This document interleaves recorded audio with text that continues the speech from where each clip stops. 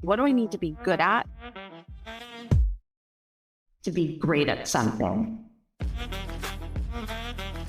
Hello, everyone. You are listening to She Leads with Carly, and in this show, we talk to the absolute best, brightest, and yes, badass leaders. Tap into where your natural curiosity takes you. Just making sure you're not your own roadblock. Even if you do fall, you're going to fall and you're going to learn. Together, let's build a DNA of what it takes to rise to the top and truly make an impact.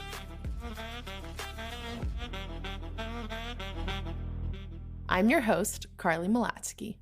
Hello, everyone. I am super excited to welcome our guest today, Kiki Couchman and Elan Halpern, the co-founders of Beny Yogurt, a new delicious organic yogurt packed with gut-friendly probiotics. Before starting Beny, Elan was a product manager at a tech company called Alchemy, while Kiki worked at a private equity firm known as Alpine Investors. Both Stanford grads, Kiki studied human biology and Elan studied computer science. But their connection wasn't just academic. It was actually built on a strong friendship and a shared passion for food, health, and the microbiome.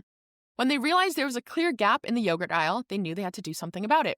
Before they knew it, they took the leap, leaving behind financially stable careers to go all in on founding Beny. Now, through building a community and sharing their journey on social media, they're making a name for Beny Yogurt. Welcome to the podcast. I am so excited to have you guys. Obviously, I know you from Stanford, but now to kind of talk about what you're up to now is incredible. So first, are you guys back in New York right now? Yeah, we're back. We just flew back from LA. We were in Anaheim for Expo West, which is the biggest food convention in the US. There were 65,000 people there, but now we're back. We're going to talk about that and just learnings from Expo West, because I've heard it's probably one of the biggest trade shows for the space that you're in. So what I like to do is first, Kiki, I'm going to start with you. So you grew up in Sonoma in California, beautiful, beautiful Sonoma County, if you will. And I want to know, if I were to ask your parents right now of what type of kid you were, how would they describe you? Oh my God. I'm laughing because my parents just sent me a bunch of childhood photos of myself. And I am so dorky looking, the dorkiest kid that you've ever seen. My parents, I was always a really good egg. That was the way to describe it. I have had wire-rimmed glasses. Not that that means anything. It means something. I have had wire-rimmed glasses since the age of 3. So I've had really, really bad eyesight since then because I always bumped into things. My mom knew that something was up. And I feel like that has been my personality basically since then. I had a cute little bob and these pink or red little wire-rimmed glasses. And I was always straight A student. I wanted to be a teacher when I was in 3rd grade. And I had a rolly backpack, so. So cute. I could see it all. Honestly, we may need to kind of attach a headshot of you as a kid. That would be ideal. And so at that time, so like you said, you're very studious. Did you love school? Were you always thinking of what's next? What am I striving for academically? I don't know that I was always thinking about what was next, but I did love school. I loved school and I loved doing things well. I was definitely a people pleaser growing up, but also school came easier for me. And so it was something that I knew I could excel in and sort of get the positive feedback from both my teachers and my classmates and everyone else in my school community. And it also was something that my parents never put pressure on me for, but implicitly I felt the need to always perform well in the end. Tell me a little bit about your parents. What elements, what did they do, and what elements of that do you think influence who you are today in founding Beny? Yeah. Well, my dad was a founder, so I think that's the first thing. He was a founder in sort of the farming, agriculture, wine, vineyard space without getting too much into it. But he also grew up on a dairy farm. And so I also think there's a huge part of that he is shocked and also pleasantly surprised that I have found myself back in dairy after, many years. And so there's that literal influence from my family. And then I would also say from my mom's side of the family, she was an immigrant to the US from China, and her whole family has always really valued hard work and what that means. And I think founding Beny and really being able to create value in something together and work for that fully ourselves is something I've learned a lot from her and from her whole family. Wow, that's amazing, by the way. There's 2 core elements of both of them that you can see, today with what you're doing, which I love. Elan, now to you. So you grew up in New York City. Is that right? Like in the city? Yeah, I grew up in the city, downtown. Oh my God, amazing. So, okay, I'm going to ask you the same question. If I were to ask your parents today, what type of kid were you? How would they describe you? Could not be more opposite than Kiki. Like, imagine the exact opposite of Kiki. That's probably what it was. She was a cool kid. I did not have a rolly backpack. No, the cute little glasses? Okay. Let's see. I was always like really into sports and athletics. So I would say like I had kind of like a competitive athletic nature since I can remember. And it's funny, I'm like recalling this memory when I was in middle school, like early middle school, and there was a big like obsession with Yu-Gi-Oh cards. You guys know what Yu-Gi-Oh cards are? Mm-hmm. And like I honestly had zero interest in them at all. But I saw that I went to middle school in Chinatown, so it was like a lot of like, kids who were really into Yu-Gi-Oh cards. And I was like, I don't care about this at all, but like I found this like place where I could buy like 1,000 Yu-Gi-Oh cards in bulk. And so I bought them and I started a business selling Yu-Gi-Oh cards. I'd like make these like mystery packs and sell like 20 random cards to these kids. And I feel like that was like a little bit of like how I was as a kid. I was just like a little like hustler. What was like the intrinsic motivation there? Was it like, oh, I want to make some money? Or was it more of like the competitiveness? Like, where do you think fed that? It's probably a little bit of both. It's definitely, I was like, I didn't grow up with very much money. So I was on like a full scholarship at Stanford and I went to boarding school for high school also on a full scholarship. So I never really grew up with a lot of money. So I think that's probably an intrinsic motivation for me was like, oh, how do I like make money for myself? But at the same time, again, like going back to sports and being competitive, I think I've always, I played a sport at Stanford as well. I was on the crew team. And I think that's sort of always been a part of my nature since I was a little kid. I love it. Okay, so you even mentioned Stanford, right? Both of you went to Stanford. That's obviously where I met both of you guys as well. And Elan, you said you were on the crew team at Stanford, which by the way, from like, at least for other people to know, like that's in my mind the most insane sport. You wake up at like 4 a.m., and it's just like takes the most amount of grit and resilience from the outside perspective. So take me into that element. Was that like the main driver of going to Stanford, or what was like the main motivation for you? So I actually walked onto the crew team. So I had never rowed before I got to Stanford. But it was sort of a moment when I got there, I was like, whoa, this is the first time in my entire life where like I'm not playing a sport. I'd played basketball really competitively, but wasn't going to go to Stanford for basketball and ended up getting a scholarship through like academic other stuff. And I kind of got there and was like, wow, it feels really weird to not be like playing a sport and on a team and like working towards something that's bigger than myself. And I kind of got like pseudo recruited by the Stanford rowing team because they saw I was tall and like liked exercising. And so they all kind of latched on and was like, you should walk on. And then I tried out for the team and, tryouts were very intense, but my mentality was like, I either try out and I don't make the team, but I get into really good shape for the next couple of months, or I try out and I make the team and I get to see what it's like to play a Division I sport, on a team that's really competitive and has a history of national championships. So I actually ended up, Kiki and I went abroad together at Stanford. We went to Spain, which I think really where we became really close friends when we were abroad in Spain together. When I got back from Spain, I decided to put a pause on rowing and see what it was like to go to school as like a normal student.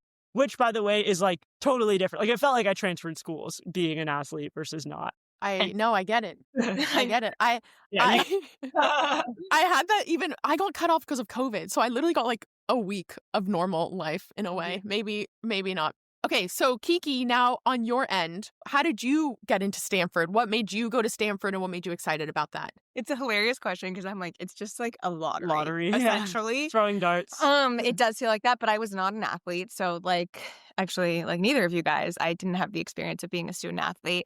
Actually, growing up, Stanford was always the conservative country club, like down the road. It was 2 hours away, but in my head, like the South Bay was always like where all the libertarians lived. And it was like always the really, I don't know, just like the very elite private school in the neighborhood that obviously is really hard to get into, but it just felt like a different world away. And both sides of my family, almost everybody went to a UC. So my mom went to UC Santa Cruz. My dad went to UC Davis. He went to business school at Berkeley. So there's that like minor rivalry. Yeah. And everybody else went to like Berkeley or Davis, essentially. And so for me and my family, Stanford was always sort of both unattainable, but also completely inaccessible, like inaccessible in a lot of ways. And so of course, I put my name in the hat because like, why not put my name in the hat when I applied to schools, really thinking I wouldn't get in. Like I didn't apply early there because I did not think that it was going to be a real shot for myself. I was a great student and, I applied myself in all the ways in high school, both academically. And then I was also a lot of extracurriculars and a lot of just like sports, but like school sports, nothing competitive beyond that. And was lucky enough to get into Stanford. And both my maternal grandparents had already passed away, but it was such a moment for my whole mom's side of the family, given they were immigrants, that I got into Stanford. Like it was just like such a big deal for them. And so that was really touching. And also for me, just like a real sign that I should go there. And like, I have to, it's like the best school. Of course I'm going to go if I get in. So I was going to ask you, it was like an obvious decision once you did get in. You were like, yeah, I'm going here. Deciding between a school on the East Coast and Stanford. And ultimately what it came down to was like the Ivy League schools were so rigid in their academic curriculum. And Stanford, even though, you still have to take like the power classes and like all those sorts of things, ultimately, all the majors are also very interdisciplinary, and the way that you get to design your majors, you get to pull in so many different things. And I can talk about human biology or whatever you want, but that's just one example of how, yes, it's hard biology and like the normal science of it, but it's also psychology and the entire human experience and the healthcare economics and like how all those things fit in together. And to me, that was just so much more interesting and fit my personality. And hence even starting Beny, it's like, every day it's something new and there's a million different things that I can learn about and apply myself to. And that just was so much more attractive to me about Stanford and the academic offerings there. And okay, so you even mentioned it, like what attracted you to the human biology major. And for most people, those who studied hum bio, it was most common, I would say, to go the pre-med track and to go become a doctor. Was that something for you knew right off the bat that you were like, I don't want to become a doctor, but I do want to study human biology? Why did you choose that? Yeah, it was definitely, I knew it off the bat. Then I got into hum bio and then I was like, oh, wait, maybe I should be a doctor because everyone's doing this. And so I started exploring that track. And then I was like, wait, actually, I do not want to be a doctor and this is not the track that I want to be down. So I had my own sort of like journey with that whole career path. But the reason I was really attracted to it was, I think, both from my background. So I grew up in agriculture, right, in the wine industry. My dad is from a dairy farm and a whole dairy family. And I knew that I wanted to explore the relationship between humans, nutrition, and the land. And what did that look like? And for me, it wasn't quite environmental science. I was slightly less interested in the environmental aspect of it, though that was an element of it. I was interested in the human aspect of it. So what's the effect on our health depending on what we eat, what we drink, whatever it might look like, and how we interact with the land that we cultivate. And so I wanted to sort of do a deeper dive. So within human biology, I had a specific focus of food systems. And then I was like totally attracted to the whole doctor thing. But I actually realized for me, what I want in my career, I really want to climb the ladder at my own pace and build what I want when I want. And being in medical school and then going into residency and then doing a fellowship and then being within a specific track just was not the right path for what I wanted. It was almost like it was too rigid. You were like, I need a little bit of that freedom. Way too rigid. I need so much. And I think like, we can speak to why we both left our jobs, but it was feeling like a place where no longer was the sky the limit. And I want to be at a place where the sky is the limit at all points. And I can learn about anything I want and go in any direction and be able to create value and see the impact of that. And you even mentioned the like food systems and how it impacts our health. That, from what I understand too, I think I may have heard this on a podcast, but growing up, you picked your own fruit. You rarely went to a grocery store, which is very unique and amazing. But like you've always been exposed to that type of eating. True. We did have to go to grocery stores to get like rice and like bread. Okay, yes. But fruit, produce. But produce. Produce. Like it's actually one of those things where it's like, yes, everybody has like the sticker shock of buying berries once you're like a real adult because you're like, holy shit, those are so expensive. I never knew that. But truly, I have never had to buy like a tomato or cucumbers or broccoli. Alon's, our backyard, it is, we have awesome. Like at least 75 tomato plants every year. So like we are pretty good on this, And so it's also like if we don't have chickens, our neighbor has chickens, we can get the eggs from our neighbors, and we'll give them tomatoes and peaches in return. Oh my God, that is so cool. An informal ecosystem that was happening in our community at all. I remember from Stanford days seeing your Instagram stories of these like incredible peaches. I remember that so vividly, and I was like, oh my God, this is insane. So Elan, on your side, what made you decide to study computer science? And was this something that, like, when did you start coding? Was it before college? No, it wasn't before college. So I think when I went to Stanford, I initially thought I wanted to do something in business, like MS&E, which is like a unique to Stanford major, or econ or something like that. And I got there and was like, okay, why don't I just take the intro to computer science class? It's sort of like everyone does it. Like in some point in their freshman year, everyone takes the intro to CS. So I took it freshman fall. And what I realized during the course of the whole quarter is that I would do these homework assignments and I would complete it and I would get it to work. And then I would like jump out of my chair with excitement that this thing was working. And I had this moment where I was like, whoa, I've never felt this way about homework. Like, when have you ever done a math assignment and then been like so excited, or written a paper and then been like, this is so good? Like, you just never have that reaction. What's interesting about computer science is that when you code something up and you run it, it either works or it doesn't. It's not like when you submit an essay or a paper and you could think it's really good, but then your TA or your professor reading it can be like, this was trash, and like you get a lower grade than you expect.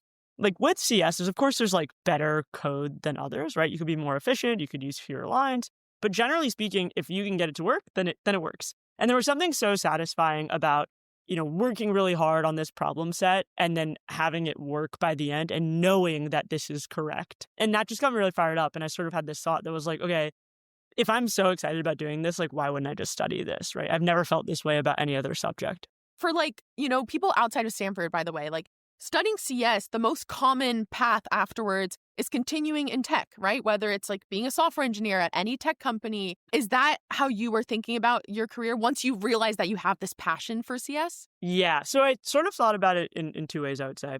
One is that, and I give this advice to like every high schooler or like freshman in college, and they're asking like, what should I major in?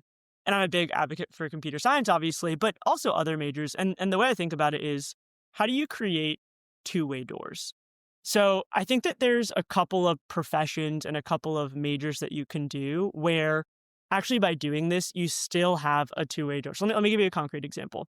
If I study computer science and then eventually I want to start a yogurt business, that's actually like not a one-way door. Like I can't be like, I can never start a yogurt business because I'm doing computer science. But let's say I studied history and then I wanted to become like an aerospace engineer. Like that's a little bit of a one-way door. So I felt, but if you studied aerospace engineering and then wanted to go into history, like that feels more like a two-way door. So the whole premise is like, maybe you can study something that teaches you how to think, but it keeps your doors open.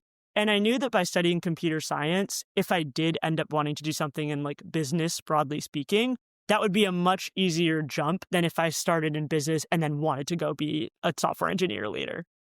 So it was sort of like that. And then, I had a ton of fun coding.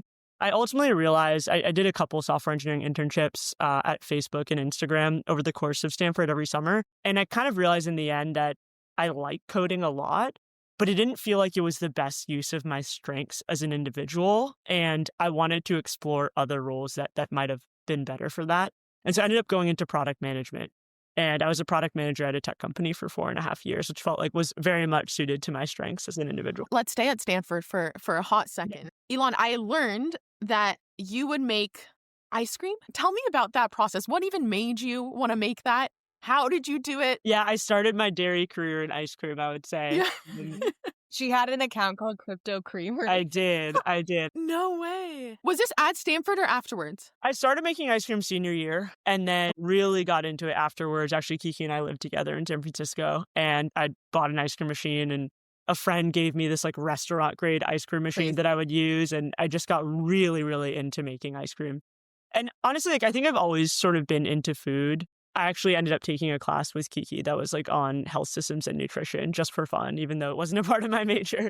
And I worked at a restaurant before joining Stanford as well. So I've always had this like parallel interest in food and loved ice cream. So it felt like a fun use of time. And was it more of like the fun element, the creative element, or was there a health element as well that you wanted to create ice cream? For this one, it was just pure joy. I mean, I ended up getting really into, which I think is very much where I focus on Beny as well. I got really into the science of ice cream, and I would order these like ice cream textbooks. I still have like 10 ice cream books, and I'd read them cover to cover on like, what exactly is the science behind making really, really good ice cream? Because I wanted to understand the foundational principles so that I could make really good ones. So I'd run all these experiments and make like ice cream, gelato, and like custard, and like see that it was just crazy A/B testing. Yeah, of like eggs versus no eggs versus this stabilizer versus this % milk fat versus this % sugar and what it would do to the ice cream. I was the beneficiary of all these tests. We had a lot of ice cream in the house. Like I was like, oh, maybe one day I'll do something in ice cream, but it was really, I loved this thing, and I wanted to learn how to make it really well and understand what goes behind making it really well. For you, by the way, do you learn best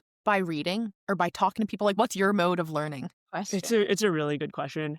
I always say, like, I think the best way to truly deeply understand something is to explain it to someone else. So I like reading. I'll like sit down and just like, read something through. But then if I can go and like talk to Kiki and be like, okay, this is how it works, and we go back and forth, that's how you really know that you've learned it and can solidify it. Okay, so Kiki, before you choose to go work at a private equity firm, how did you guys actually meet? And was it kind of, love at first sight? We're going to be best friends? Was it, mutual friends? How did that start?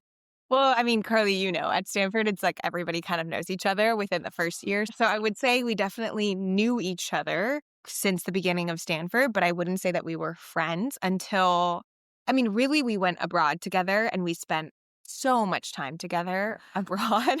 And so we went and traveled on the weekends together. We, walked to class every day together. We became really good friends then. And I think that was like the beginning foundation of our friendship, of getting to know each other. But then once we got back to Stanford, we took this food systems class together. And I think that's what really solidified our friendship. And I got to see a different side of Elan as well. She was no longer rowing. And what you didn't give yourself credit for was like, yes, she was making ice cream for fun, but she was also biohacking her way through life, starting then, because she was no longer rowing. So it was like, how do I think of ways in which I can maintain my optimal fitness and also incorporate more everyday habits into my life when I don't have this big stack of time that I'm working out? And so that class, every day we sat next to each other, and she brought bulletproof coffee every single morning because she was starting to do like intermittent fasting and wanted to get into ketosis. She would bring me like little sips every morning and I would try a different one. And anyway, it was a whole new entry into, I think, this other side of health, which is where sort of the yogurt began to play in, is how do I take my health into my own hands and do a lot of research on my own. And so that's when we really became friends. And I was like, this girl's insane, but also I really love her. So I love it. Yeah. I love it. Okay, wait, Elan, given that experiment like on yourself, what I find what's really hard is that we can always, we can take supplements, we can change our fasting, we can do all these things, but it's actually quite difficult to say like, oh, I feel better because of this. Or like my skin is clearer now because I changed this element in my diet. Like it's kind of hard to tell. How intentional were you and like how did you do it so well? Yeah, it's such a good point. And I think two things. One is trying to like isolate the experiment. So like instead of hitting everything at once and changing all things at once, like let's just try fasting without taking anything else and see how I feel when doing that. I was doing bulletproof coffee for a while, which is basically putting like butter into your coffee. It's just like a really high fat coffee and just kind of gives you fat for fuel. And I did it and I liked it at first, but then ultimately realized like actually my body didn't resonate super, super well with it. So I stopped doing it. But again, just kind of tested that out. And the second thing I would say is that like, I think doing N of 1 studies on yourself is extremely important. And I think there's very few things, especially when it comes to diet, that are universal. Like, for instance, I learned that, okay, like having high fat bulletproof coffee is like not the best for my body, but like it could totally work for someone else. Wow. And so neither of us should tell each other that this is the best way to do anything. Through this research, one of the interesting things I found is that like actually having really good and healthy gut microbiome is universally good. So like, that's why we're really excited about Beny, for instance. But eliminating vegetables from your diet and doing a carnivore diet, like maybe it works for you and that's great, but like it's not going to work for everyone. So always thinking like, generally speaking, diet is very subjective and you should just do these like N of 1 tests. Which, by the way, I'm glad you said that because right now we're in this world where there's so much noise and people feel so much, power to say like, this is what you have to do and this is the way to do it. But like you said, what's healthy for someone may not be healthy for someone else. So I love that. And by the way, it takes a lot of discipline to do what you did. Like that's a lot of, maintaining this experiment for a certain amount of time, and following through with it. Like there's a level of, discipline to that, which I appreciate a lot. There's always a new one. Are you doing one right now? Well, I just did a bunch of lab testing. So I actually just did this lab test. It's called Superpower. They give you a blood panel and they tell you like 100 biomarkers, right? And these are not things that your normal kind of allopathic doctor would test. And so they're telling you all these markers. And generally speaking, I was pretty good, but there's a couple things that I really want to work on. So now I'm starting to do these like targeted things of like, how do I fix these specific biomarkers? And to me, it's really helpful to have like data. So I also went and got a DEXA scan, which is like a body fat and bone density scan in California. Kiki knows. I'm just like, she's probably tired of hearing this. Like every day I'm like, okay, I think I'm going to try this. And we talk about it. It's honestly great because it's like Elan does all the deep research and she's obsessed with it and she loves it. And she's like, the fringe 1% that like actually will do this and care about it. And I am like, the mass consumer of like a balanced diet that like makes sense in my everyday life. And so by osmosis, I can like pick and choose what's working and what's not. There seems to be a really nice balance. I love how you guys like go to California. Kiki's all like, we're going to Expo West, and Elan's like, DEXA scan, like that's her main focus. Okay, so I want to go now. Like I said in the intro, Kiki, you went to go work at a private equity firm, which by all worlds, it's very different than hum bio, right? Human biology and even like your passion for studying hum bio. So what ultimately led you to go work at a private equity firm? What were you optimizing for in career-wise? I would say exactly what Elan said before, which is the two-way door thing. For me, I knew that I wanted to be at a company that would give me more options beyond that first job. And so wherever that was, I knew it was likely not going to be my forever home. And so I knew that whatever first job I was going to choose had to be both like great for that moment and for my learning and optimizing my learning then, but also great for sort of the jumping off point to whatever the next thing would be. And so working in private equity, I knew it would give me a breadth of skills and also exposure to a lot of different types of companies. And I knew one day I likely wanted to operate in a company, right? Whether that is whatever that looks like. I don't know exactly what that meant. And I didn't know exactly what type of company that was going to be. But by being able to be at a private equity firm and sit at the 10,000 foot level, I was able to see so many different types of companies. And of course, it's like at a specific stage. We're not, venture backed or anything like that. But still, I got to see founders. I got to see new operators, how they were running these businesses, how they were thinking about exits, how they were thinking about growth. And to me, I knew that would be a really great opportunity and to sort of create that two-way door situation. I would say the other thing that I give advice to everybody on is honestly choose your job based on your manager, because that person, particularly for women, at the end of the day, is going to be the person who really determines your success, especially at that first stage of your career. To get from like that analyst position to the next jump of whatever that looks like at your firm, you need to have someone who's going to bang on the door for you, who's going to sit with you and who's going to patiently teach you things and who is not going to make you feel bad about that or guilty about that, and who will be your advocate beyond just your immediate team, because that broader exposure to the firm beyond just your one manager is a really important part of your success as well. And so I met my manager through the interview process, and she actually was at the GSB, but she had never worked in private equity before. She was working at the Environmental Defense Fund and other sort of nonprofits prior to going to the GSB. And I met her and just really felt so resonant with her values and what she stood for and why she was at Alpine. And so I felt like this person was really going to be that advocate for myself once I was at Alpine and would give me the option to do whatever I wanted afterwards. By the way, I had Mandy Ginsburg on the last episode. She was the CEO of Match Group. And her main advice was that exactly, like follow the person, not the company. Yeah. It could be an amazing company, but if you have a horrible manager, like it won't be great and you won't get a lot out of it.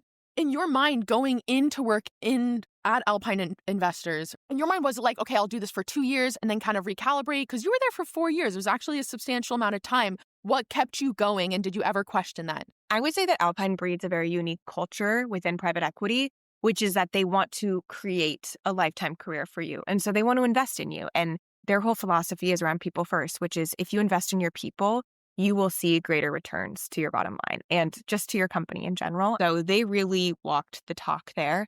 And so I continually felt invested in both in terms of my leadership development, my own sort of development across different skill areas, being able to raise my hand and being able to do whatever I wanted to be able to learn and grow in new ways. And so it was never something, I regret or I look back and I'm like, I should have left earlier than that. No, I think I stayed like such the right amount of time while there was still so much growth in front of me. And at every step of the way, like there was a new challenge and I felt really excited about that challenge. And so it was actually quite the norm to stay for a very long time. And I look around me at the peer class that I started with, and like over 75% of people are still there. Interesting. Okay, before we get into Beny, which obviously I'm very excited about, Elan, I want to know about your experience. First job out of college, you go to Alchemy. Were you a product manager from the start? No. So I joined Alchemy and we were like 10 people. And so I was like, everyone just kind of did everything and learned a lot on the fly. And I actually started off as an intern. So we graduated in 2020 during the COVID year. And I, rewinding a little bit, I actually decided to get my co-term at Stanford. And the reason was in part because I knew I didn't really want to do computer science or software engineering as a career. I wanted to do something else. And so by getting a co-term, I bought myself like another summer to try out a new job before going into full-time workforce.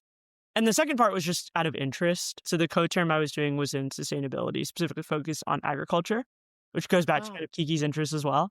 And it was just pure interest. Like, it wasn't like, oh, I want to go into climate change or sustainability for work. Like, maybe, but it was mostly like, I just want to learn about this. I think it'd be, generally speaking, useful throughout my entire life to understand how these systems work. And I was really interested in the topic. Obviously, I ended up going and working at Alchemy as an intern for that summer. Didn't really know anything about it before. Stayed on for about a month. Quickly realized that this is what I want to do.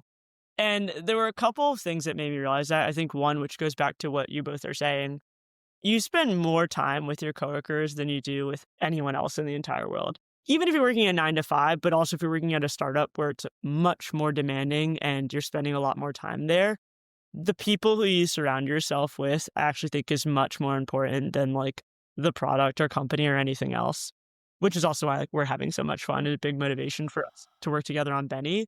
But that was really true at Alchemy. I felt like, wow, I love everyone I'm working with. I think they make me smarter. I think they make me better. And I just like have so much fun going to work, which is very rare. And so that really motivated me to say. And then also I was like new to crypto and blockchain and kind of learning about this technology and became really excited about the potential of it. And so decided to stay on to kind of help push that movement forward. And were you similar to Kiki in that you saw it as a stepping stone and you were like, I'll stay here and then I'll go do something else? Or were you actually like, wow, like this is it. Like, I love this. This is great.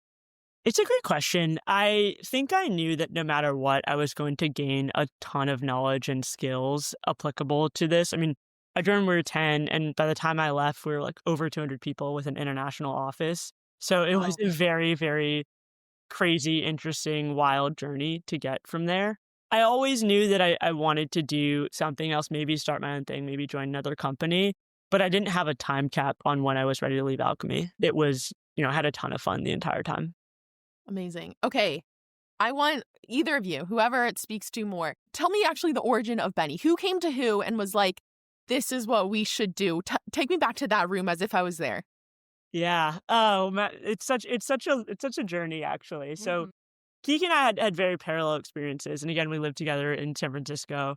And we were both at our companies for the same duration. So the 4.5 years. And consequentially, we both also had very similar moments of realization. We were like, okay, I think we're ready for the next thing.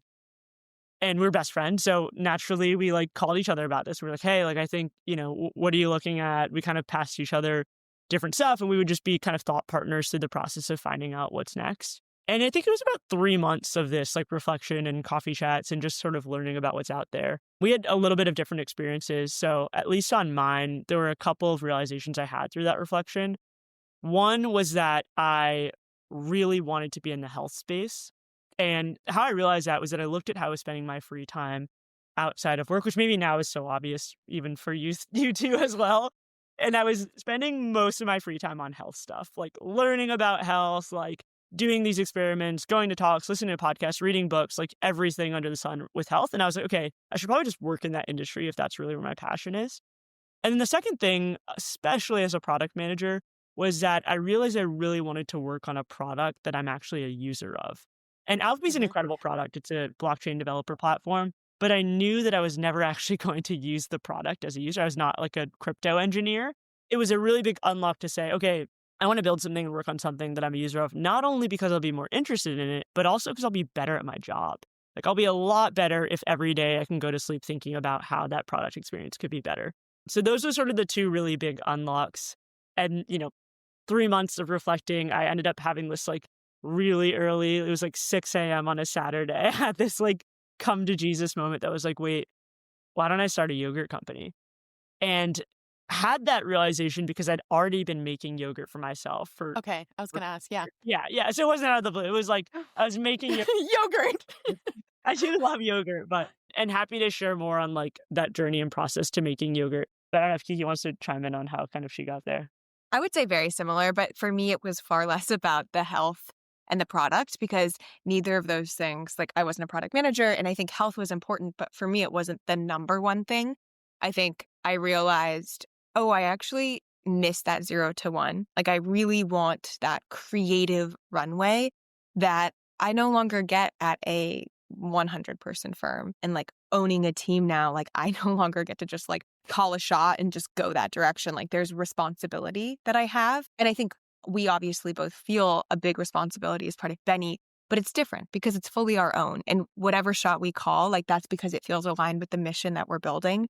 And we get to sort of turn the ship tomorrow if we would like to. And that agility and that ability to create and see the impact immediately, I really wanted to be able to experience. And so it didn't necessarily mean starting a company. It just meant being really early stage somewhere and really getting to contribute to that. Yeah. And Kiki, on that, what I've seen, and I'm sure you've seen it so much as well with, your friends, but I feel like around 26, 27 years old, I feel like a lot, especially like Stanford grads, maybe other schools, I don't know, but we have some sort of like quarter life crisis, right? Like what are we supposed to do in our life? Where are we meant to go? I feel like some go to business school and, are a little bit lost, but cover that up with business school. And then some start a company. And so I want to know, did you have that experience too? And then even more so, did you even feel like because you've been in a private equity firm, you're almost like siloed, like this is part of you and this is all you can do? Did you have that kind of sentiment? Yeah. I mean, the like negative side of this whole story, if we're to go there, is all these people are going to business school because they're lost. Is starting a company like that much more, we found our way? Like, not really. But it is, we do have something that we feel strongly passionate about. And instead of going to business school and you spend a lot of money going to business school or you're beholden to your company that you just came from, like, can we put that money and that energy and that time into something that we actually get to build and create value? And the other sort of, I think, cynical forcing function of this whole quarter life crisis is I want to have children. And I know that what that means is I have a ticking time bomb like on myself, both in terms of literal time and hours that I have between now and when that happens, but also financial stability. And there's going to be a time when I need to care for somebody more than just myself. And I need to have the financial means to do so. And so to give myself runway, both to be risky in my financial situation and also with time, I knew that it would have to be now if I wanted to start a company, especially something, that I've literally never done before. Like not only just founding a company, but also in a space. And so that was a really big part of the decision too. Yeah. No, I love it. I'm so glad you mentioned that because I think it relates to so many of what many women think about. I know myself included, right? Like you have to kind of do the math. Like, okay, in 4 years, I want to have kids. And so this is the time. I don't have kids now. I could take this risk, all of that. Yeah. And the other side of it was like, I could just stay here and I know I'll have great maternity leave and I'll have, all these parental benefits and everything else. Or do I take these 4 years, 5 years that I have right now in front of me and really go hard on something? And I believe that we can make this successful in that amount of time and we'll be able to see through like whatever we want to see through. And then I'll give myself more option. So, Elan, when you said you've been making yogurt, what gave you the confidence to say, I should start a yogurt company. In the last 3 years, by the way, were you giving it to friends and they were, loving it? Or what gave you that confidence and even the confidence to also like go to Kiki and be like, let's do this? Because could be crazy. No, for sure. So I guess I'll rewind a little bit. As we've discussed numerous times, like I've always been just very into health and understanding sort of different biomarkers and where I'm at with health. And a couple of years ago, I actually ended up doing a hormone panel. So I got to look at all of my hormone levels and learned that they were actually pretty low, which was surprising. And when I dug into like, how do you actually fix your hormones and what are the root causes here? All roads led back to the microbiome. And so then I was like, okay, what is this thing, the microbiome, and like, why is it important? And I quickly realized that your gut health and the microbiome actually play an extraordinary role in your overall health and well-being, which is why, going back to what I said earlier, how like most diet things are just like very subjective. I actually think having a healthy gut microbiome is like the one universal thing that full stop, it affects your mood, it affects your hormone levels, it affects your energy and strength, like just so many things. And I was like, okay, how do you actually make this the best it can be? Like, how do I actually go about healing my gut? And what I learned was one of the best ways to heal your gut is by taking probiotics. And ideally, you get probiotics from actual food sources as opposed to supplements because they're much more bioavailable, which means your body can sort of take them in and absorb them better, a lot more affordable, and you get a better diversity, and just it's more enjoyable than taking a pill as well. And so I was like, okay. As a rower at Stanford, every single morning after practice, we'd eat Greek yogurt. It was just like ritual. We'd get off the dock and the Greek yogurt bowls would already be there waiting for us. So I was like, cool, like I already eat yogurt every day. I should be in pretty good shape. But when I look into conventional yogurt, I actually learned that most yogurt isn't probiotic. And the reason is because it's what's called like dead bacteria. So by the time it actually gets to the shelf, there's just no live and active cultures to actually make your gut feel better and do all the things that probiotics are supposed to do. Is the reason, by the way, they do that is for shelf life? Like, is to make it last longer or what's? Exactly. Yeah. So there's a couple of factors. One, like you said, is shelf life. So what will happen is after they create the yogurt or ferment the yogurt, they'll pasteurize it. And what that does is it kills off all the bacteria, both the good and the bad. So now you have this yogurt that can sit on the shelf for 6 months, but it has no active cultures in it. The second thing is that yogurt, there's tens of thousands of different bacterial strains, and they all play really different roles in your health. Some are really good at digestion. Some are better for oxytocin production. Some help with whatever. And so the yogurt bacteria are really good at making yogurt. They're not necessarily the best bacteria for your gut health and your microbiome. And then the third reason is that there are some companies that are taking probiotics, so bacteria that are specifically, made for your gut, and putting them into yogurt. But generally speaking, they don't tend to have enough. Like your gut has 100 trillion bacteria in it. And to actually make a dent on an everyday basis, you just need so much. And conventional yogurt just isn't produced that way. So what I started doing was I started taking bacteria that are specifically designed to have certain properties and behaviors in your gut and making yogurt out of that and having enough of them where it actually can make a significant impact on my gut. And I did that so that I could heal my own gut and fix my hormones. And I saw just incredible benefits. Like I remember walking into the office one day after eating this yogurt for like 2 weeks, and my coworker looks at me, he's like, "What are you doing to your skin?" And I like infamously like do nothing to my skin. Like, oh my God, it looks so good. I was like, I've literally just been eating yogurt. That was sort of like the impetus for the yogurt making process, I would say, similar to ice cream, in that I became obsessed with it and tried to figure out how to make the best yogurt, but different in that it was really health driven. It was truly like, I love eating Greek yogurt every day. The yogurt in the store is not actually going to be that good for me and not going to help with the things I need help with, but I can make it myself. And now I have this food that I already love eating every day. It's already a part of my everyday habit. And it happens to be really good for me to the level of like a supplement. And so that was sort of the impetus of the yogurt making. And the realization that happened a couple of years later in 2024 was sort of like, wait, if there was a yogurt on the shelf that did what mine was doing for me, like I would buy it. And 2/3 of Americans have digestive issues. I think a lot of people would like to be able to make that choice every day that's like actually good for their gut health. And so the first person I called, I remember we actually sat here where we're sitting right now.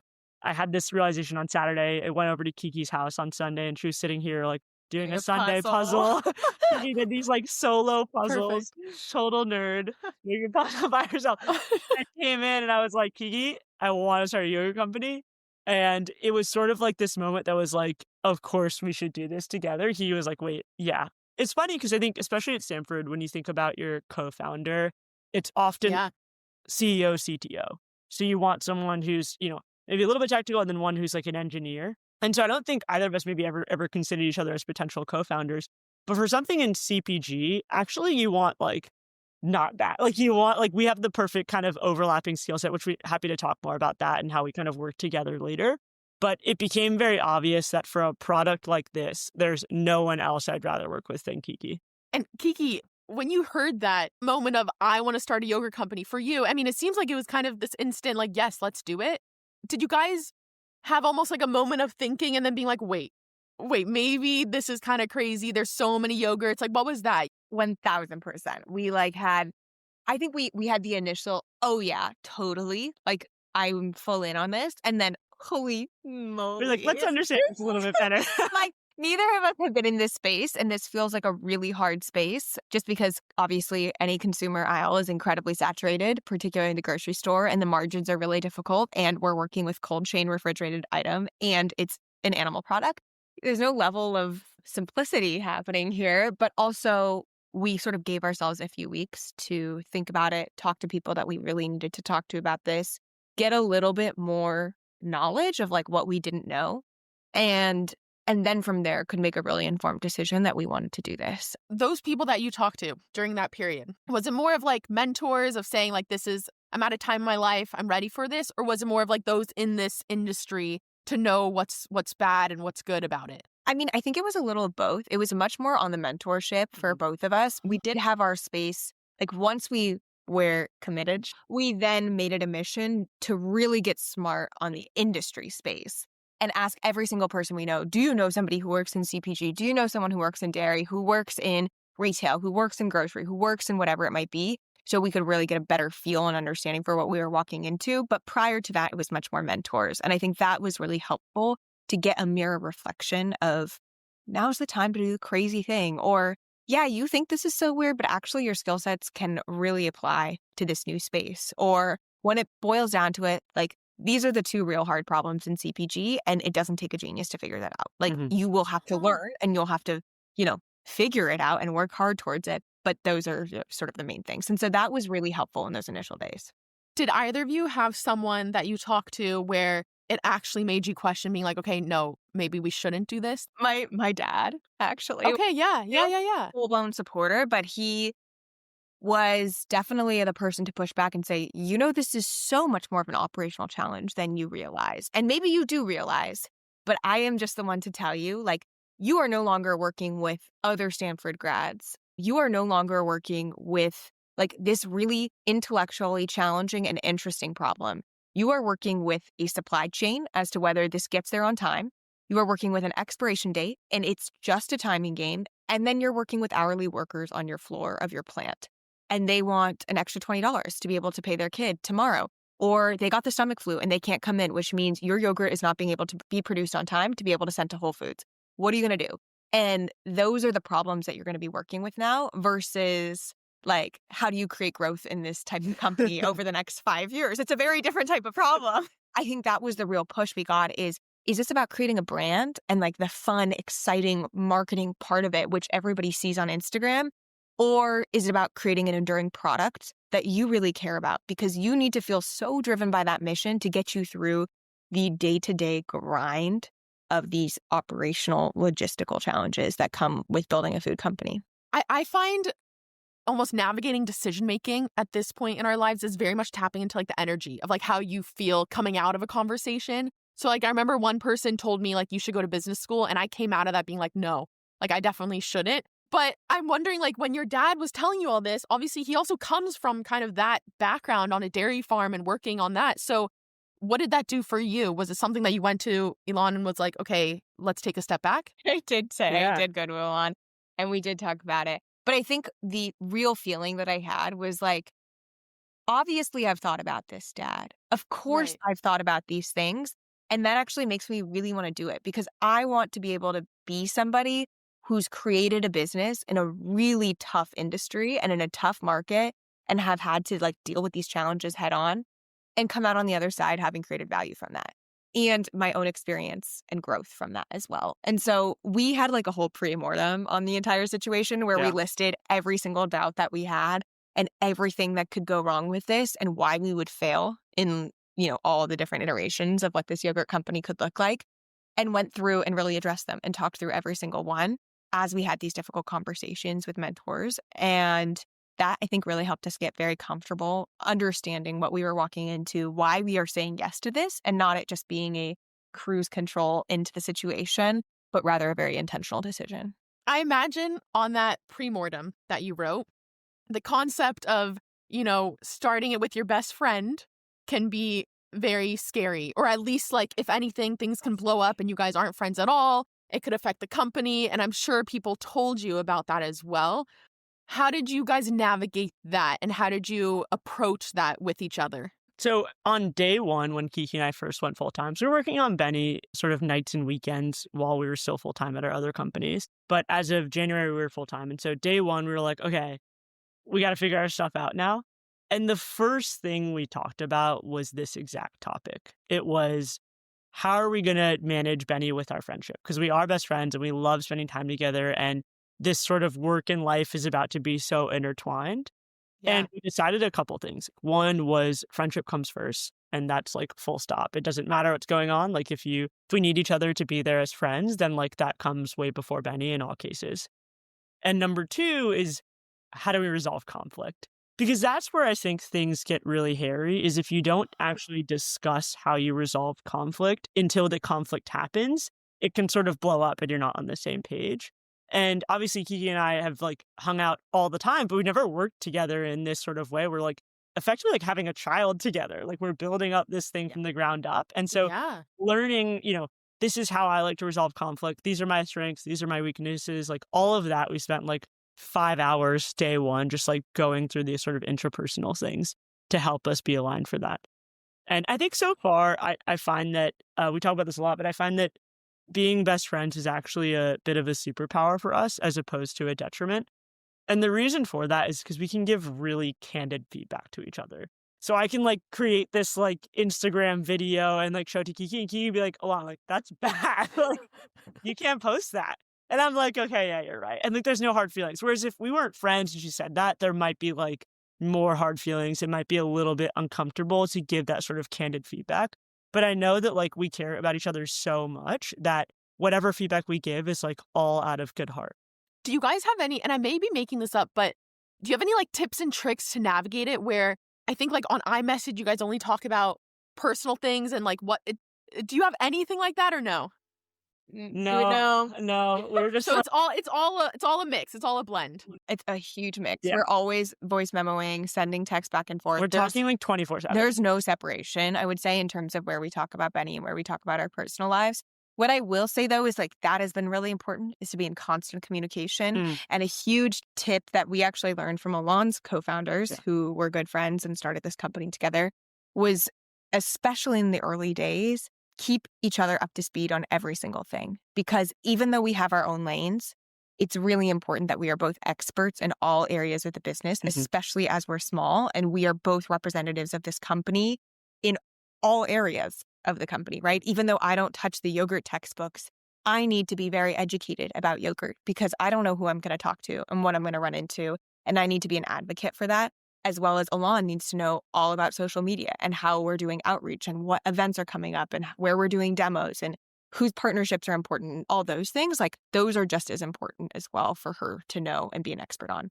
I think that's a huge tip. The other that I would say that really works in our favor, which we haven't discussed as much, is like we're not competitive with each other. And I think that a lot of friendships, there is an inherent undercurrent of competitiveness.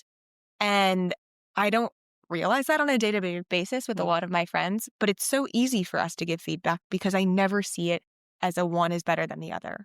Like we were just at this convention and we had to pitch Beny to so many people in like a 10-second one-liner.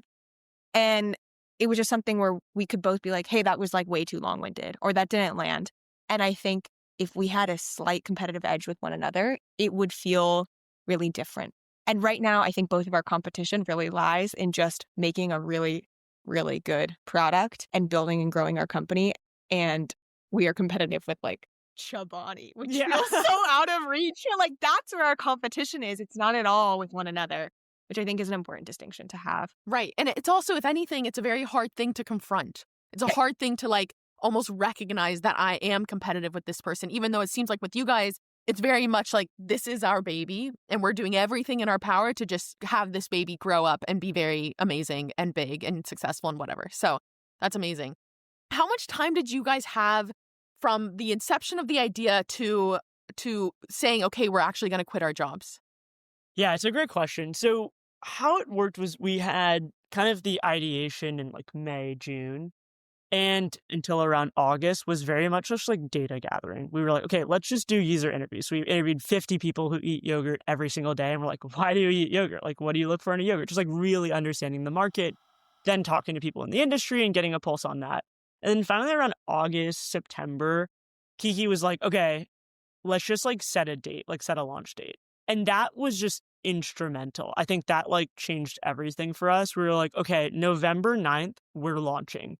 What do we need to do to get ready for that? Okay, we need to figure out a name for this company. We need to figure out a logo. We need to like actually have a final product iteration that we feel really good about and we want people to try and move forward with. We need some basic kind of packaging. All of those things had to happen to hit our November 9th launch date. And then it became sort of an all-out sprint to that date. And then by the time we hit that, we were like, okay, we feel like this, there's a lot that kind of went to this thought process of going full time. And I would say, like, I'll break it down to three things. One is what Kiki mentioned earlier, like financial stability. I think it's a really real thing you have to think about when starting a business, especially a CPG business that we're bootstrapping and not raising money for. We have to say, okay, can we pay rent for the next 2 years if we're making $0? That was the question to answer. How can we find ways to cover our rent for the next 2 years? It's your biggest expense, knowing that we're going to bring in no money. And there's, we figured out how to do that. How did you guys come up with 2 years? Where was that timeline? I think the 2 years was honestly like, how do we create meaningful value for this company before we ever have to think about taking outside funding? So there may be a time where we do. Let's be very clear. Yeah. But 2 years really gives us the space to create it in ourselves without taking outside funding. And then the real analogy was business school. Yeah. Oh, interesting. Yeah. If we're going to business school for 2 years, let's be very clear. It's going to take a lot longer to build a really big, enduring CPG brand. But 2 years is sort of that space where other people are taking a risk. Where's our risk in that time frame? Got it. By the way, I don't know, you guys, it seems like you're on that track. 2 years seems realistic. Yeah. Anyway, continue. Elan, so what was so financial stability was one. Financial stability was one. And then number two is the product and saying like, okay, do we actually think that this product is worth investing in? Do we think it has legs? And really understanding the market, consumers, what messaging will land, why we're doing this, all of those things.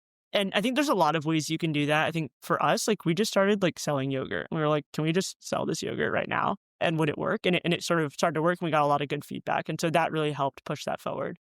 And then the third thing is just like more of a life thing. And I think for both Kiki and I, we throw ourselves into what we're doing, especially when it comes to work. And it came down to like, how are we going to be happiest? What is going to make us most fulfilled in life? And what are we most excited about working on? And it just became abundantly clear that like we woke up every day thinking about Beny and just really, really wanting to work on this. What I love too is, and I can relate to this, but it's like if you were to think a year from now or 2 years from now, like even if we failed, would we still be happy that we did it? Yeah, that's exactly. Yeah. And we're like, Kiki goes back to like, oh, it's like kind of our business school. Like if we do this for the next 2 years and it totally blows up, like we will have learned so much. Yeah. Yeah. And that's a huge part of it. Okay, Kiki, you took on, and correct me if I'm wrong, but you took on the marketing and distribution element of Beny.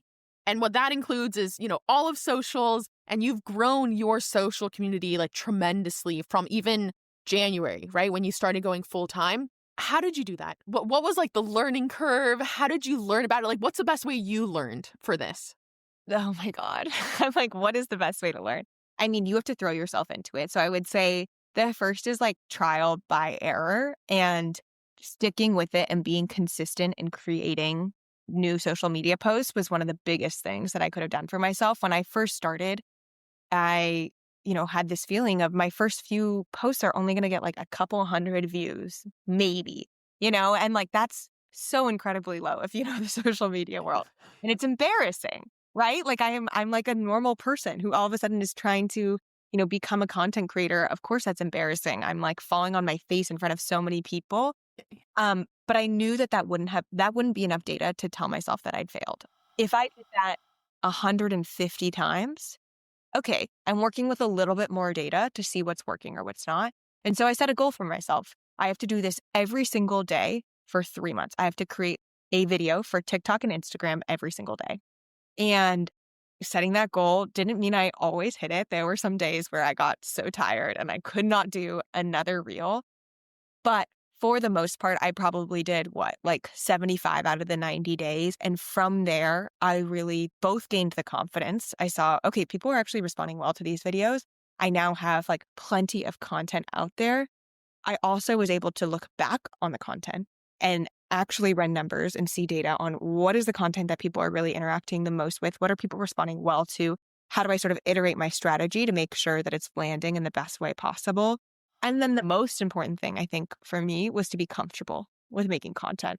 And as a normal average person, putting yourself in front of a camera every single day is not supernatural, but literally exposure therapy after 90 days, I am now way too comfortable in front of a camera all the time. But I think that was a really important muscle for me to tone and hone prior to going full time on this. And I'm so glad I started content prior to going full time because now it's just something that hums in the background, right? It's an engine and it's just another channel for us to reach new customers. And I don't have to spend 4 hours of my day trying to figure out how to edit a video. And now it can be 30 minutes as we're in the car driving to a convention and I can post a video and it's so much easier. So that's really how I learned. And then I would say another literal tip for people is consume like you are a creator. Consume content with the eye for creating content. And that looks really good than being a passive consumer. I study the first 2 seconds of every video. What are people doing? How are they making motions? What are they saying verbally? What are they saying within the video? How are they keeping your attention? Are they asking questions in the middle? How are they ending the video so that way they can get the most engagement possible? Are they asking a question at the end and asking people to comment? Are they posing, stay tuned for part 2 of this next video? And so those things, being a student of your own craft has also been one of the most important shifts for me instead of just being a lazy couch rotting scroller. That's amazing. That was even just tangible advice, which I love. It seems like that is your Elan's yogurt textbook. It's the equivalent of you studying TikToks and Reels is that. And the other thing I just want to highlight is it's so important of what your metric is. So the fact that you were not only just failing publicly, right, which is so scary and why there's a huge wall for most people to jump into it. But for you, it was no, I'm not going to focus on views. I'm going to focus on the 90 videos or 3 months and then we'll recalibrate. I think that's so powerful. Because you're just going to stop if it's about viewership. You have to create a different goal. And I feel that for myself now too. There's moments where I'm why am I not growing faster? Why didn't this video get as many views? And actually, it's really not about that now. Now I've shifted it to engagement. How do I ensure that my audience is getting the most value out of me and feeling as engaged as possible with me in this community?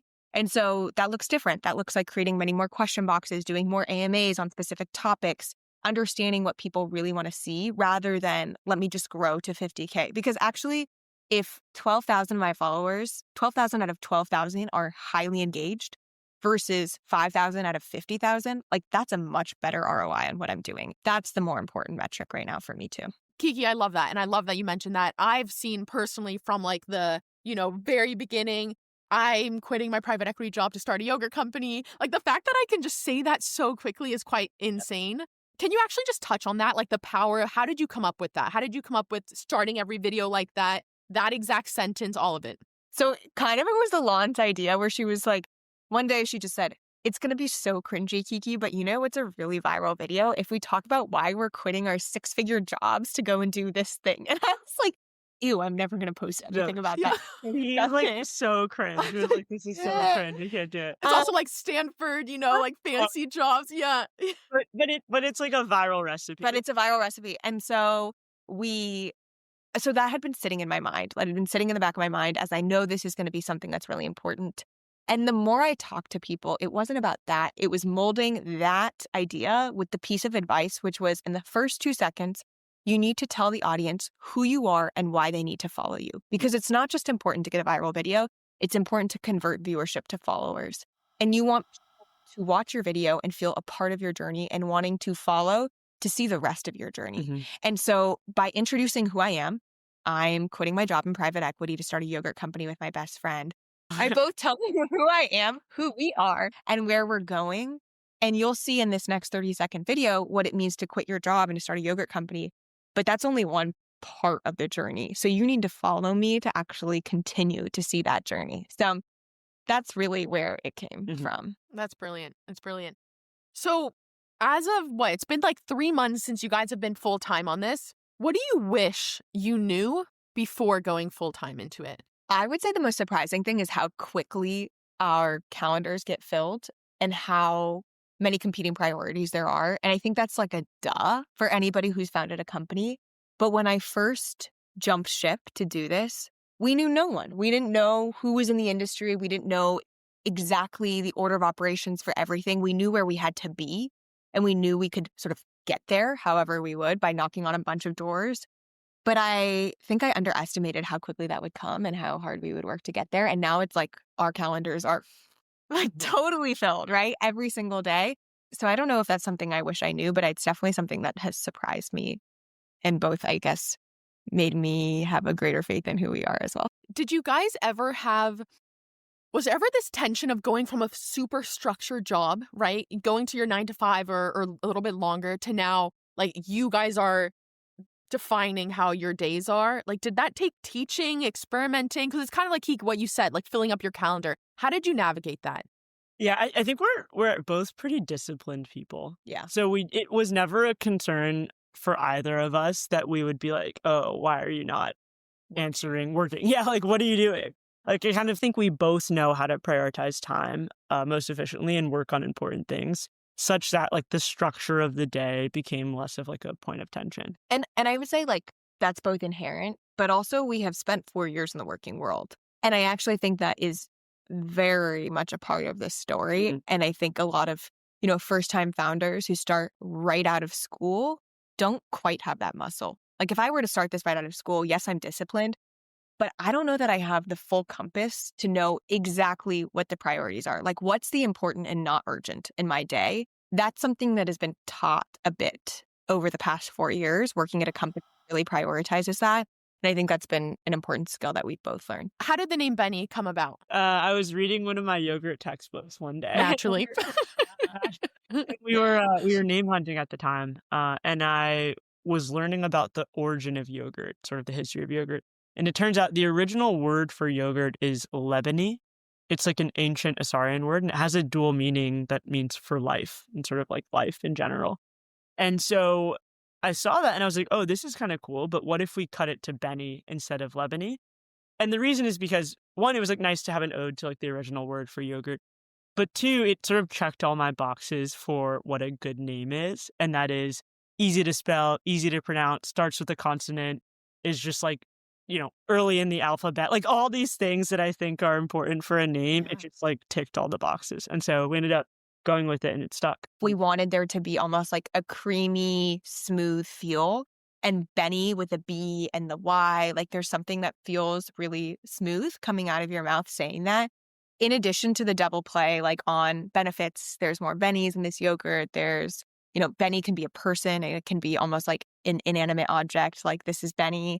And it's both androgynous. And so there were so many other like downstream consequences of this name that we really liked. And it just felt really natural. It just has stuck. And now it clicked.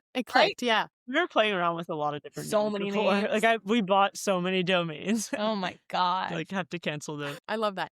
Okay, and you guys, you just came from Expo West. Tell me a little bit, what is Expo West? What were like the biggest learnings that you guys took away from it?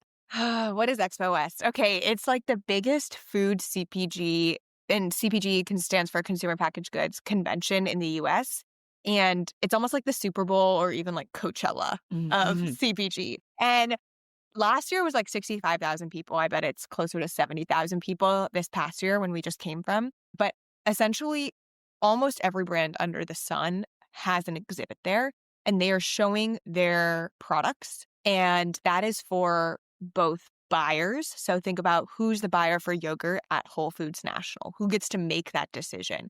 They're roaming the floor. Same with Walmart. Same with, Farm People or the smaller CSA box or, Blue Apron. All of those people who are in the food industry who are looking to source CPG products are going past these booth exhibits to see what's the newest product you're putting out, what's your existing product, how much do I buy it for, blah, blah, blah, all those conversations. Additionally, there's suppliers. So, we use milk, of course. We use bacteria. There are other people who use oat milk powder, who use, wheat, who use gluten-free oats, who use, pea protein, all of those things. Those suppliers are also walking around, making contacts with us.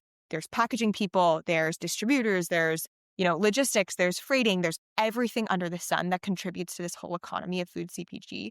And so that's where we just were. It's highly, highly expensive to actually attend, both as a guest, you can pay about $1,500 per ticket, but also as a brand, you have to pay around $10,000 for a booth, like basically the minimum price. And it goes all the way up to brand spend, I don't know, $500,000 on what a booth looks like. And so we were actually volunteering with a friend's brand. So that way we could just get there for free. And then we also brought our yogurt and started feeding a bunch of people at the expo just to get the word out about our yogurt. And there's a level of like scrappiness there too, right? Which is like, okay, we're obviously bootstrapping. How do we get our foot in the door? I think that's so important. And it's been trickled in throughout your story. Oh my God, Carly, everything we do is incredibly scrappy. So scrappy. It's like one of those things where, I'm both so proud to say, like, we've figured out every single workaround to every single thing. And it's like, almost a cliche of how scrappy we are. We're literally biking around with our hydro flasks that we got for free because I messaged Hydro Flask full of our yogurt that we're selling on the street. And so like everything is both. Yeah. But I love it. I think there's also this mentality of like, what's the worst case that could happen? Like they say no. It seems like you have that mindset of like, what the fuck, why not? Yeah. And it's like, there's rules to break and there's rules not. Like, of course, we're going to pay our taxes, right? But then, hey, we can spoon feed yogurt at Expo West, even though we're not an exhibitor. That's an okay rule to break, right? So like, there's the both where 100%. we are always thinking about like, where can we flex as much as possible? Okay, Elan, I want to ask you, how do you define success and how has it changed for you over the last like 5 years? Working on Beny has really shaped my definition of success. And I'm gonna steal a quote. This is something that my old founder used to say when I was working at Alchemy. And the way that he defines it, I think, is really resonant. And the way he looks at it is like there's two axes.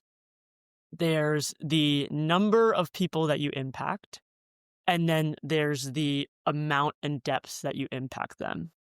And I think in an ideal world, success is maximizing those two things, where you impact as many people as you possibly can and at a really like broad depth or really wide depth for them. And I think, a good example of this would be like the iPhone, right? Like the iPhone impacted so many people so deeply. It is a tool that we use like hours and hours every single day, and it really changes people's lives. I think with Beny, we have the opportunity to impact a ton of people in a really deep way if it can do what it has done for me. And the reason for that is like yogurt has like 93% household penetration. It's already a food that so many people are familiar with and eat. And most people have really bad gut health and could use some improvements on their gut health. So I think that gives us a really broad range of opportunity to impact a lot of people in a really, really deep way. So now I feel like that's how I think about success, especially as we're working on Beny. I love it. Okay, Kiki, I talked to, a friend of ours, Ellie, who I actually had on She Leads talking about Oddly with Jensen. And one thing she mentioned about you that stood out completely was that you are an incredible host and you've been hosting for years. I want to know, what do you think makes a great host? Oh, what a great question. And that's very sweet. Thanks, Ellie. I think one of the most important things is connecting with every individual and making them feel welcome and part of a community. Whether they feel like they belong there or not, you see it within them, and you make sure they feel a belonging and a sense of community. And so I think about that a ton as I think about social media is, I have my dinner table here that literally can maybe only fit 4 people in my West Village apartment. But how do I extend that dinner table of 4 people to include 40 and then 400 and then 40,000 while every person still feels special and like there's a real place for them at the table, despite it being so large in this bigger community, in this bigger space. And they actually feel more special because of that, because there is sort of a bigger space for them to be part of. So I don't know, it's always balancing the two of the individual and the group and making sure sort of every individual sees themselves in that group. By the way, I can already tell from your social media presence and how you're going about it, that comes through, right? It's just making people feel like they're a part of the journey, all of that, which is incredible. My last question that I have for both of you that I always ask is, what craft are you spending a lifetime honing? Storytelling. Ooh, that's a good one. Number one thing I think about now is how you tell your own story and how you tell the story of others, and ensuring that that is landing and resonant with the audience that you're telling that to. So it's not just what you want to communicate, but how it lands. And I think that is the difference, especially as we move further into AI and everything that can do for us. I think the one thing that we still really hold is being able to move people emotionally and, like you said, make them feel part of a journey that we are going on. I think storytelling is one of the best ways you can do that. I love it. Okay, Elan, you've had some time to think. Yeah, I'd definitely say curiosity. I think that being curious, even about topics that seem so rudimentary and boring, and finding ways to learn about them and ask questions, I think is really important. And I think especially as you age, we become wiser. And so not letting that get in the way of continually being curious, even about people who may seem less experienced or less knowledgeable than we are. Yeah, that's great. Okay, where can people find you? Where's Beny? How do they keep on your journey and come on with you on this journey? Where do they find you? To follow our journey, follow me at Couchwoman, because my last name is Couchman. So follow me at Couchwoman. I am on all social media platforms, but most active on Instagram. And then to follow Beny, follow at EatBeny, EATBENY, again on all platforms. And we have a small starter crew that we're forming. And so if you go to the links in either of our bios, you will find the starter crew. This is our small wait list where we'll be alerting folks of new yogurt drops. So where we are in New York City, where you can come buy yogurt, where we're doing upcoming events. And we'll see you live in person, either biking around the streets, make sure to say hi to us, or we'll see you at one of our next upcoming events. I love it. I love it. I love both of you guys so much. I'm so excited for Beny Yogurt and even to try it. I'm going to be in New York soon and I can't wait to try it. So both of you, I'm so excited. So thank you so much for coming on the podcast to share your incredible journey so far. Thank you, Carly.